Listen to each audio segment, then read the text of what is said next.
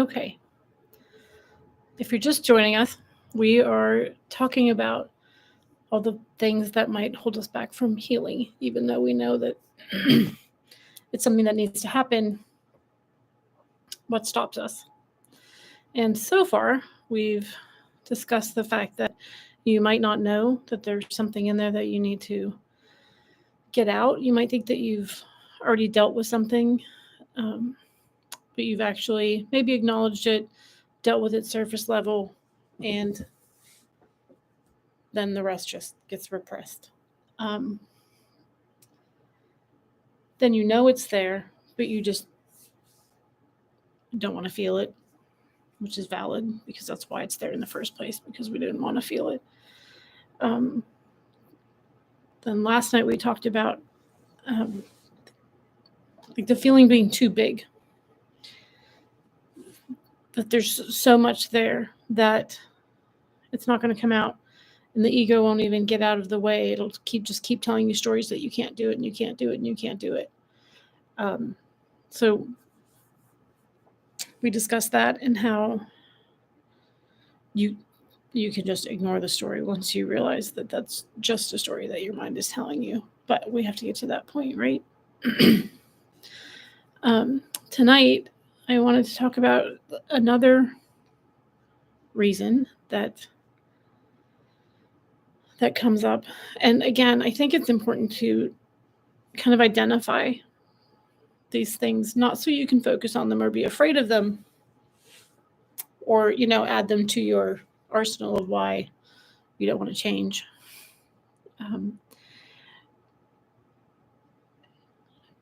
When they come up, if you're already aware, like this might happen, just like, I guess, turbulence on a plane. If it came up and you didn't even know that was a thing, you'd be like, oh crap, we're going down. I still do that, even though I know it's a thing. But, if you can expect it and say, okay, I knew this might happen. I'm just going to ride this out, and I'm still like on my path.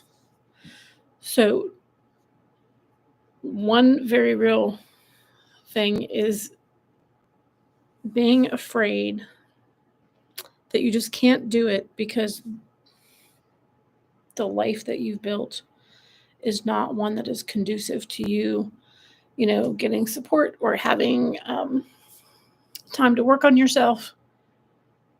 You might just get,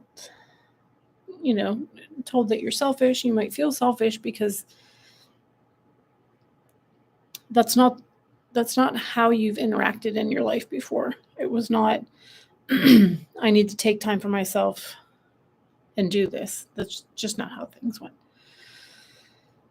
And I think you have to remember, some people don't want you to heal. And that might sound harsh, but it's the reality, and it makes sense. When these people came into your life, you didn't have boundaries, and you might still not.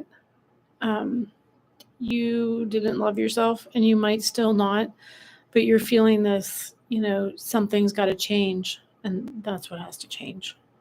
Spoiler alert. But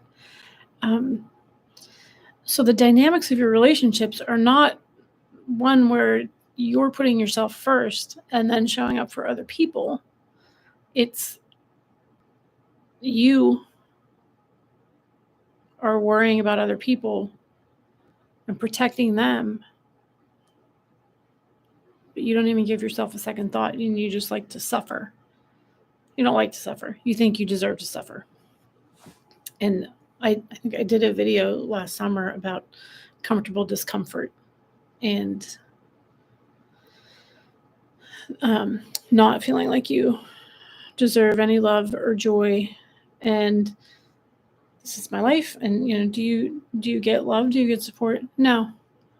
Well, why not? Like, this is just the way it is. And, and that's your comfortable discomfort. It's not comfortable, but you don't think anything is going to change or needs to change. So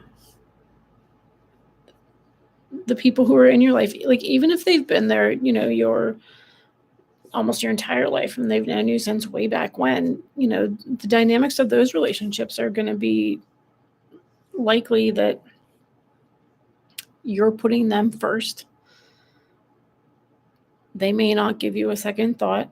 And I'm not saying that everyone is like this. Some people, are blessed with, supportive families and spouses. And, but I just want you to be aware if it comes up, don't be surprised.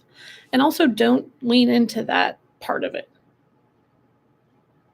Don't go chasing anger or, like you never loved me and you don't love me and you don't really love me. And like, it is what it is.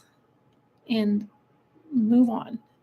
This is you. You have to bring all of the focus on to you. How can you show up for yourself? And that's what we're doing. Got off on a tangent, sorry. So you developed these relationships and you've built this life, this whole framework that you exist in is built on the notion that you don't deserve love. Even if you are lucky enough to have someone who loves you truly unconditionally, that person cannot love you enough for the both of you. It doesn't work that way. This has to come from you. That is the only thing that's going to fill the void that you're trying to fill. And not even with, someone else's love, but with drugs or alcohol or shopping or scrolling or whatever we're doing to keep us out of our present moment and our emotions. The love has to come from you. And that's all there is to it. There's not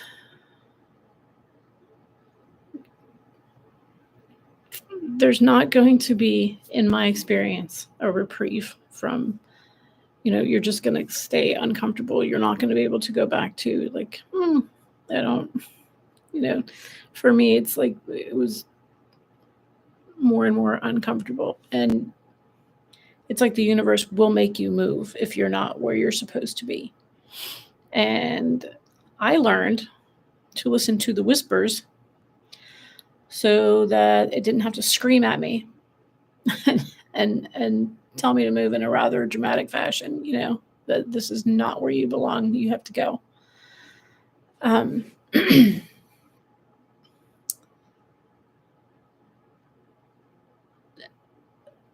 There's never change. There's never creation like when you're comfortable. I don't think I'm saying that right. But if you're just,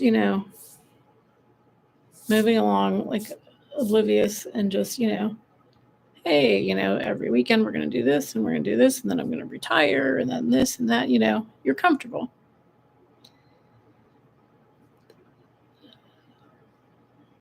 There has to be great discomfort to make you want to move and to make you want to become a better version of yourself. And if what I'm saying makes sense to you and resonates with you, then that's probably where you're at. So I don't want you to give into the fears. I want you to be aware of what barriers could meet you on the path, but I don't want you to be afraid to step onto it. So that's why I wanted to just kind of identify some of these things that you might run into. Things that you can do on a more positive note. So what do you do now? How do you even like show up for yourself? And I've talked about it a lot, in little snippets, but my main things were try to keep myself centered. So even, I've said, don't wait till the end of the day and then say, I'm going to meditate for an hour, and then it's going to take it all away. And then that doesn't happen, so you're like, okay, I'm going to do a little bit, throughout, I'm going to do 30 minutes, when I get home from work or whatever. What worked better for me was to weave it into my whole day. And I made a video this afternoon about, being unbothered. Like your peace, like be protective of it. Don't let anyone take it from you. Don't give it away. Build it, and that is your happy little bubble. And you stay there. Don't let anyone pop it. Weave it throughout your day so that every time you feel yourself drifting even a little bit or wobbling, what do they call that? Speed wobbles when you're going when you're going too fast. If you feel it, let off the gas and just realign yourself. And then go from there. So you're not feeling like you're off in going off in the wrong direction. And then you start telling yourself a story about it. And then you're putting your foot on the gas. And then you're just, way out there. And then now, how are you going to get back? That's a much longer trek to get out of the ditch than to not go in the first place, which makes sense, right? I think I'm losing the plot here. But anyway, it's hard to say all this stuff and not lose track.